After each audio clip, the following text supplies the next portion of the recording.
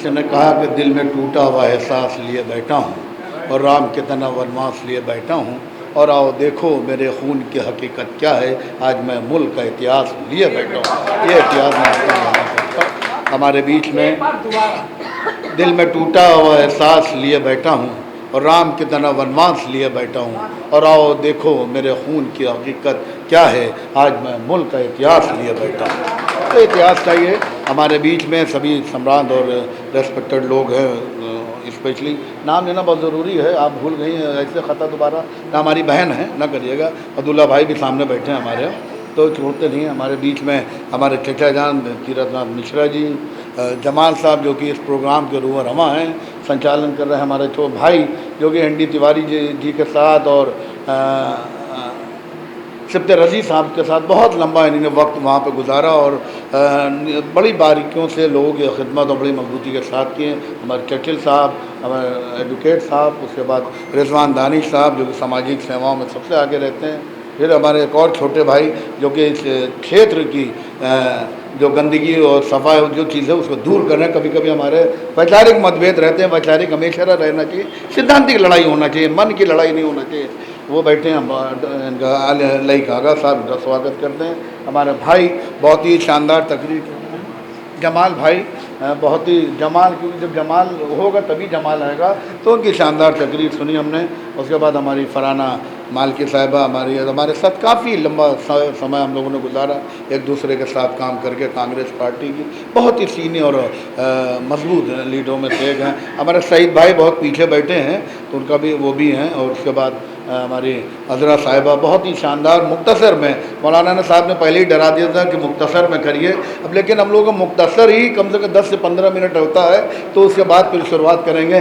फिर हमारे एक और चचा जान जो कि अमीनाबाद वार्ड के उस ज़माने में जबकि सभासदी काफ़ी अरसे के बाद, हमें शायद याद है आसिफ भाई के सब बंद था, उसके बाद जब गवर्नमेंट ने खोली तो उस वक्त ये सभासद थे, बड़े दो सभासद हुआ करते थे।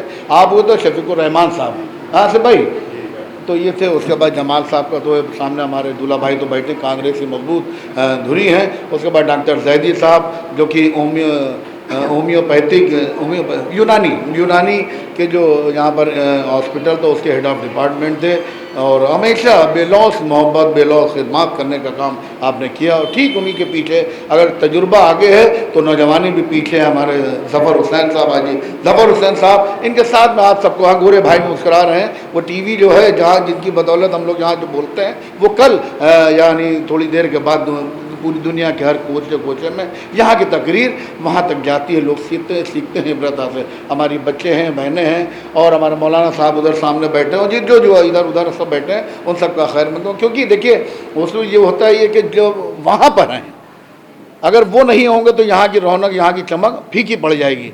तो सबसे पहले हम आप सबको सलाम करते हैं, इबादतों की तरह मैं ये काम करता हूँ, अब इबादतों की तरह मैं ये काम करता हूँ, मेरा उसूल है सबसे पहले आप सबको सलाम करता हूँ। तो आज सलाम करता हूँ उस महान शख्सियत को भी। आज 2 महान शख्सियतों का जन्मदिन है, जयंती है, क्योंकि मरने के बाद भी जयंती होती, जन्मदिन नहीं मनाया जाता, जयंती है। एक तो लाल बहादुर शास्त्री जिनकी सादगी पूरी दुनिया में मशहूर है, सादगी के साथ उन्होंने एक जीवन गुजारा, क्योंकि उनके ऊपर चर्चा नहीं है, एक 2 मिनट उनके लिए भी ले लें। आगा साहब से वादा करके आया था, मैं उनको भी बात करूँगा। वो सादगी पसंद इंसान, जब जंग आज़ादी की मुहिम चल रही थी, एक बार ये हुआ कि सारे जितने भी हिंदुस्तान के क्रांतिकारियों के लीडर थे उन सबको जेल में डाल दिया गया। जब जेल में डाल दिया गया तो फिर वहाँ पे एक वजीफ़ा मिला करता था, 150 या 200 रुपये कुछ मिलते थे। जैदी साहब 50 रुपये, बहुत बहुत शुक्रिया। तो वो असल में वो आज के दौर के हिसाब से हम थोड़ा बढ़ा दिया हमने, ये बात है। तो 50 रुपये मिलते थे, तो आराम से चला। करीब 3.5 या 4 साल वो जेल के अंदर रहे। तो उसके बाद एक ख़त उन्होंने अपनी धर्मपत्नी यानी पत्नी को, वाइफ को भेजा, करें जो मैं तुम्हें जो सरकार की तरफ से 50 रुपये तुम्हारे पास आते हैं उनमें तुम्हारा आराम से लालन पालन घर परिवार चल जाता है। तो उनकी पत्नी भी बहुत ही सीधी सादी थी, उन्होंने कहा कि जो आप 50 रुपये जो हमारे पास आते हैं सरकार के, ज़फ़र भाई जो 50 रुपये आते हैं उन 50 रुपये में करीब 20 रुपये उसमें बच जाते हैं। तो 20 रुपये जो बच जाते हैं तो आराम वो बच जाते हैं। तो उन्हें जब उसकी चिट्ठी लाल बहादुर शास्त्री जी के साथ पास आई तो उन्हें देखा ये, फिर एक और उन्होंने देखिए सादगी और ईमानदारी की जो मूर्ति कहलाते हैं, जो लोग हम लोग सलूट करते हैं, ये बच्चियाँ जो बैठी हैं इनको बारे में पढ़ें, उनकी क्या सादगी पसंद की। आज अगर किसी से कह दिए 10,000 रुपये मिलने भाई हो जाता है, कहने कहाँ हो पाता था आप, वो 2 दिन के अंदर सारा मामला ख़त्म हो जाता है, कोई इसमें और बढ़ाइए तरह था। तो ये था। खैर, तो उन्हीं ने एक चिट्ठी और लिखी,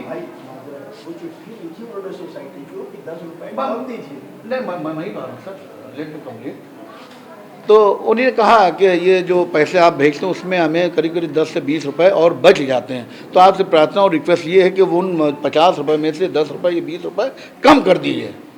तो ये सादगी पर तब कहीं जाके एक और उन्हीं का वाक़या है कि वो जब वो प्रधानमंत्री नहीं थे, स्ट्रगल कर रहे थे जंग आज़ादी में, तो एक चाय की दुकान पे कुछ चाय वाय कभी कदार पिया तो कुछ पैसे रह गए। तो जब प्रधानमंत्री जब बन गए वो, तो उन्हें सबसे पहले प्रधानमंत्री बनने के बाद उन्हें सबसे पहले गाड़ी अपनी उस चाय वाले की दुकान के ऊपर रोकी। वो चाय वाला नहीं जो आज का चाय वाला है जो देश को लूट रहा है, तो चाहे उस चाय वाले के पास रुकी तो वो अचानक खड़ा हो गया। उसने उनसे पूछा कि भाई ये बताओ तुम्हारे ऊपर तुम्हारे कुछ, अरे कहने नहीं सर आप कैसे, कहने नहीं। तो जो भी पैसे तो उन्हीं ने ईमानदारी से उसको दे दिए। तो ये सादगी पसंद लोग थे।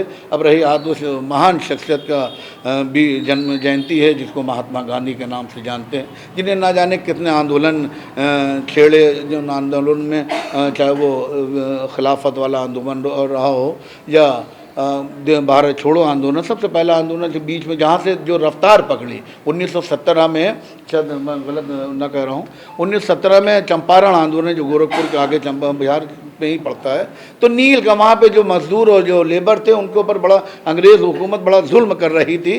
जुल्म यहाँ तक था कि मतलब उनको खाने पीने की दिक्कत होती थी। वो जो नील की खेती उनसे करवाया करते थे, नील की खेती में एसिड होता था और अल्कोहल रहता, जिससे उनको बड़ी बीमारियाँ हो रही थी। न जाने कितने लोग हलाक मतलब मर भी चुके थे। तो जब उनके पास महात्मा गांधी के पास जफर भाई मैसेज आया, पैगाम आया, तो उन्हीं ने अंग्रेज़ों के ख़िलाफ़ वहाँ पहुँचे और जाके आंदोलन किया। लाखों की तादाद में वो सब मज़दूर किसान वहाँ इकट्ठा हो गए। नतीजा ये हुआ कि गांधी जी को भी जेल में डालना पड़ा। उसके बाद बड़ा आंदोलन रहा। आखिरी में जब वो पहुँचे, जब मजिस्ट्रेट के सामने पहुँचे, मजिस्ट्रेट ने कहा कि मैं गांधी जी मैं आपको माफ़ कर सकता हूँ, शर्त ये कि आप लिखित में माफ़ीनामा दीजिए। तो महात्मा गांधी ने कहा कि मैंने कोई पाप, कोई गुनाह नहीं किया है। मैंने आवाज़ उठाई उस मजलूम के लिए, हमने आवाज़ उठाई उस ज़रूरतमंद के लिए, हमने आवाज़ उठाई जिसके ऊपर अत्याचार की, जो सारी सीमाएं टूट चुकी थी, जिनके पैरों में जंजीरें डाल दी गई थी, हाथों में हथकड़ियाँ डाल दी गई थी। हम उसके समर्थन में आवाज़ उठा रहे हैं। जब तक उनका हक नहीं मिल जाएगा तब तक हम ये आंदोलन करते रहें। कहीं ठीक आंदोलन जब कामयाब हो गए तो उन्होंने कहा कि मैं आपके ऊपर जो भी दफ़ाएँ हमने लगाई है आप लिखित में दे दिए, मैं आपको माफ़ करता हूँ। कहना मैंने कोई पाप नहीं किया। तो फिर उन्होंने कहा कि ऐसा कि ठीक है, इतना कुछ हरजाना उन्हें लगाया कुछ पैसे से का, कहने ये भरी, कहने मेरे पास पैसा नहीं है, मैं हरजाना नहीं भरूंगा, चाहे आप चाहें तो हमें जेल की सलाखों में डाल दिए। तो आखिरी में जब देखा कि हुजूम और बढ़ता रहा, विरोध और बढ़ता रहा, बाहर से आवाज़ें आती रही, तो मजबूर हो के अंग्रेज़ जो जज था, मजिस्ट्रेट था, उसने माफ़ी मतलब बिना माफ़ी लिखित दिए महात्मा गांधी को आज़ाद किया। तो वो आंदोलन तो उसके बाद फिर रफ्तार पकड़ती रही। नमक आंदोलन हुआ। उसके बाद फिर ये 1942 में भारत छोड़ो आंदोलन, क्योंकि उससे पहले 1917 से पहले भी न जाने कितने आंदोलन हो चुके थे, और लेकिन वो छोटे टुकड़ों में आंदोलन हो रहे थे। एक वो मुट्ठी नहीं बन रही थी, जैसे एक अलग अलग करिए तो टूट जाती, लेकिन मुट्ठी बनी 1942 में। जब 42 में जब भारत छोड़ो आंदोलन की शुरुआत की महात्मा गांधी ने, तो फिर धीरे धीरे गरम और नरम दर्द की जैसे बात की, जहाँ पर चंद्रशेखर आज़ाद थे, शहीद भगत सिंह थे, अशफाकुल्लाह खान, राम प्रसाद बिस्मिल, सुभाष चंद्र, ये तो बाद में थे, ये सब थे। ये लोग चाहते थे जिस तरह से अंग्रेज चाह रहे हैं उसी तरह से हम करेंगे। अंग्रेजों ने यहाँ तक जुल्म किया, जलियांवाला बाग का कांड आपको याद होगा, जहाँ पर बेगुनाह करीब 250 से ज़्यादा बेगुनाह हिंदुस्तानियों को गोलियों का सामना करके शहीद होना पड़ा, और करीब 2200 से ज़्यादा वहाँ पर हिंदुस्तानी घायल और इंजर्ड हो चुके थे। तो जब हिंदुस्तानियों ने जो आवाज़ उठाई, वहाँ खान गफूर खान साहब भी थे, उन्होंने कहा कि ये लोग भाग रहे थे, उसमें करीब 250 से ज़्यादा मुस्लिम पठान भी थे। तो इन्होंने जब अंग्रेज़ों ने कहा ये भाग रहे, कहने मैं मान ही नहीं सकता, कहने मैं अगर आप कि जो आप जो बात कह रहे हैं कि इनके ये भाग रहे थे, अगर भागते में तो गोलियां इनकी पीठ के ऊपर होगी। तो उन्होंने कहा मैं आज से अपना धर्म अपना मजहब बदल दूंगा अगर किसी भी पठान के बच्चे के पीठ के ऊपर गोली निकलेगी। तो करीब 3 दिनों तक पोस्टमार्टम चलता रहा और नतीजा ये रहा किसी भी पठान के पीठ के ऊपर एक भी गोली के निशान नहीं थे। जितनी भी गोलियों के निशान थे उनके सीने के निशान थे, सीने के ऊपर निशान थे। और वो जनरल डाय ने ये हमला किया था बिना वार्निंग दिए। वहाँ पर एक मीटिंग होना थी क्रांतिकारियों, कोई गुनाह नहीं था। तो इस तरह के जुल्म करते रहे, न जाने कितने नौजवानों ने अपनी जान की आहुति, कितनी माँ बहनों ने अपने बच्चों को कुर्बान किया, न जाने कितने माँओं ने अपने बच्चों को कुर्बानी दी। कुर्बानी देने का जज्बा ये था कि 18 साल से लेकर 22 और 23 साल तक के क्रांतिकारी थे, इसके ऊपर कोई नहीं थे। उसमें भगत सिंह साहब भी थे। जब उनसे पूछा गया, जब उनको फांसी हो गई, फांसी की सज़ा हो गई, तो जब जेल में थे एक दिन उनकी माँ उनसे जेल में मिलने आई। तो काफ़ी देर बातें होती रही। अचानक ये रहा कि दूसरे दिन उनको फांसी दिन मिलना थी भगत सिंह जी को। तो उनकी माँ रोने लगी यकायक। तो भगत सिंह जी ने कहा कि तुम इसलिए रो रही हो कि भगवान के कल हमें फांसी दे दी जाएगी। विजय जी कल इसलिए रो रही हो कि कल तुम्हें फांसी दे दी जाएगी? कहना नहीं मैं इसलिए नहीं रो रहा हूँ। अगर आप मैं इसलिए नहीं रो रही हूँ कि कल तुम्हें फांसी दे दी जाएगी। मैं इसलिए पीड़ित और रो रही हूँ कि भगवान ने मुझे एक बेटा दिया। अगर 10 बेटे दे दिए होते मैं 10 के 10 देश की आज़ादी, देश की क्रांतिकारी को पर कुर्बान कर देती।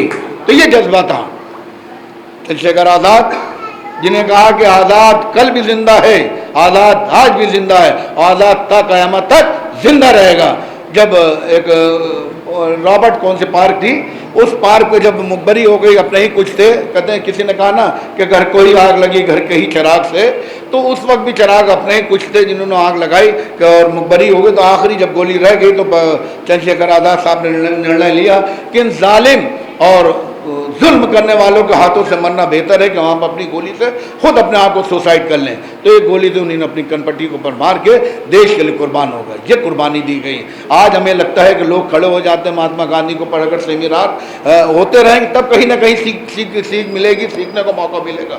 हम आएंगे 2 मिनट भाषण देंगे, भाषण दे के चलेंगे। भाषण देने का सुनने का मतलब ये नहीं हम बोले और आपने सुनाओ चल दिए।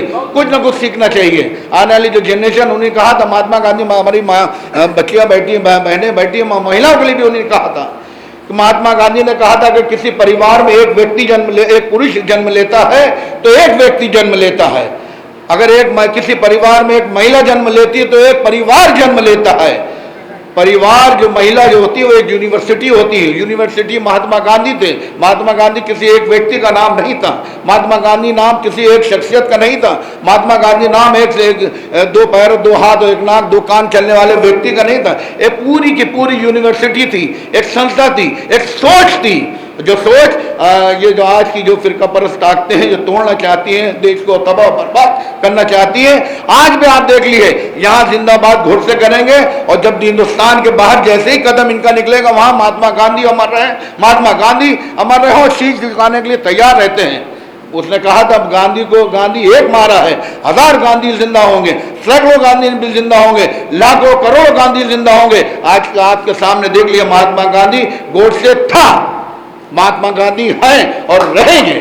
रही बात जब महात्मा गांधी ने बड़ा प्रसिद्ध ईश्वर उन्होंने कहा था कि अगर करबला के मैदान में इमाम हुसैन अलैहिस्सलाम के 72 साथी जैसे अगर मिल जाते तो मैं हिंदुस्तान को 24 घंटे के अंदर हिंदुस्तान की आज़ादी अपने कदमों पे ला देता। ये दर्श वहां से मिला। किसी ने कर्मण यवाधिकार से माँ फलेशु कदाचन माँ कर्म फल दुर्भूमा थे, यानी कर्म करते रहना चाहिए, ईमानदारी से करना चाहिए। हमारी और आपका सबका जो जिसके बाद दायित्व दिए ऊपर वाले ने उन दायित्वों का निर्वाह ईमानदारी से करना चाहिए।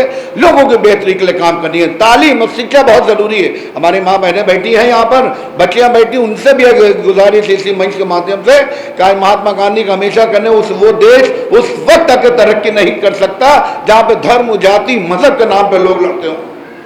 अगर हिंदुस्तान को मजबूत करना है आपस में आने वाली पीढ़ियों को मजबूत करना है। आने वाले जो दौर होगा वहाँ पर सिर्फ और सिर्फ तालीम पूछी जाएगी, आपको चेहरे को देखकर सलाम नहीं किया जाएगा, हमारी शख्सियत को देखकर सलाम नहीं किया जाएगा, वहाँ सलाम किया जाएगा आपके एजुकेशन, आपको शिक्षा को, ये शिक्षा का मंदिर है, यहाँ पर प्रण लेना चाहिए कि हम ईमानदारी से अपने बच्चों को पढ़ाएं लिखाएं। जिसके पास पैसा नहीं, आज बहुत सी योजनाएं, राइट टू एजुकेशन जफर भाई ने अभी याद दिलाया था, उसके तहत ये 4 साल से लेकर 14 साल तक के बच्चों की तालीम मुफ्त दे रही है सरकार। वो यूपीए सरकार थी, उससे पहले की सरकार, ये तो अब उसको धीरे धीरे डैमेज भी कर रहे हैं। स्कूलों को वो पैसे भी नहीं मिलते जो आरटीई के तहत, राइट टू एजुकेशन के तहत पैसे शिक्षा का अधिकार के तहत आते हैं। तो हमारी आपसे गुजारिश ये है कि अपने जो बच्चों को अच्छी से अच्छी तालीम दी। एक वक्त हम भूखे सो सकते हैं, जी लेंगे, लेकिन अगर एक दिन हमने पढ़ाई के बगैर गुजार लिया, वो कमी जो दूर हुई है वो कभी पूरी नहीं होगी। और ये शिक्षा और इल्म ऐसी रोशन शम्मा है जो अंधेरे में जहाँ भी जलाइएगा वहाँ हमेशा चमकती रहेगी और दिखती रहेगी। आपसे भी गुजारिश है कि आइए महात्मा गांधी के बताए हुए रास्ते पर चलें। किसी ने कहा हमी को कातिल समझती है दुनिया, हमारा ही कत्लेआम होगा। हमी को कातिल समझती है दुनिया, हमारा ही कत्लेआम होगा। और हमी कुएं खोदते हैं, हमी पर पानी हराम होगा। आज हिंदुस्तान की आज़ादी में सभी समुदाय के लोग सबसे ज़्यादा बढ़ चढ़ कर हिस्सा ले रहे थे। आप इंडिया गेट के ऊपर चले जाइए, वहाँ पर जो गेट है उसमें 66,000 मुस्लिम जो जिन लोगों ने कुर्बानी दी उनके नाम थे। कुछ ब्राह्मण थे, पंडित थे, सिख थे, ईसाई थे, लेकिन और ऊपर जितनी भी कम्युनिटी के लोग थे वो बहुत पीछे थे। आज भाषण तो दे लेते हैं, हिंदुस्तान जिंदाबाद मजबूरी में कर रहे हैं ये लोग। आप चले जाइए इनका जो जहाँ पर मुख्यालय है नागपुर, बहुत जहाँ के संतरे बहुत मशहूर हैं, संतरों में मिठास भी खत्म हो गई जब से ये लोग आ गए।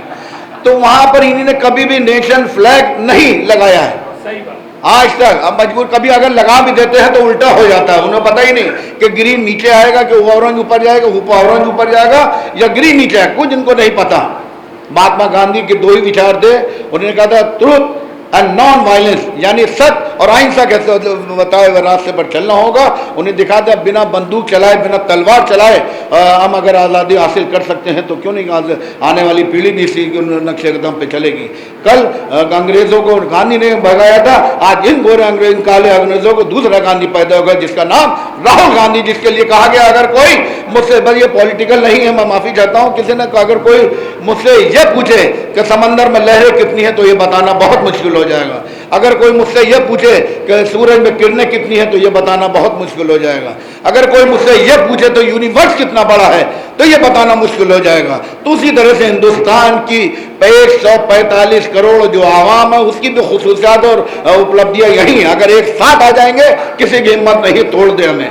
आज देख रहे तोड़ने के बड़ी प्रयास कर रहे हैं, तोड़ खुद टूटे चले जा रहे हैं। यूपीए कांग्रेस मुक्त भारत बनाएंगे, आज ये युक्त होते जा रहे हैं, गायब होते जा रहे हैं। आज मजबूरी है इनकी, हर जगह रो रहे हैं। और जो बात सच होती है कि कांग्रेस युक्त का देश बनाएंगे, आज उनके मुंह से निकल रहा है। तो ये है, तो हमें और आपको ज़रूरत इस बात की है कि यहाँ से बहुत शानदार तकरीरें रहीं, इन सबसे हट के आदना सा हूँ और जो भी था अपने इल्म के दामन में उसको आपके सामने पेश किया, क्योंकि इल्म के समंदर एक उधर मौलाना हमारे बैठे हैं, एक इधर बैठे हों, सारा समंदर की पूरी निचोड़ पूरी इधर है।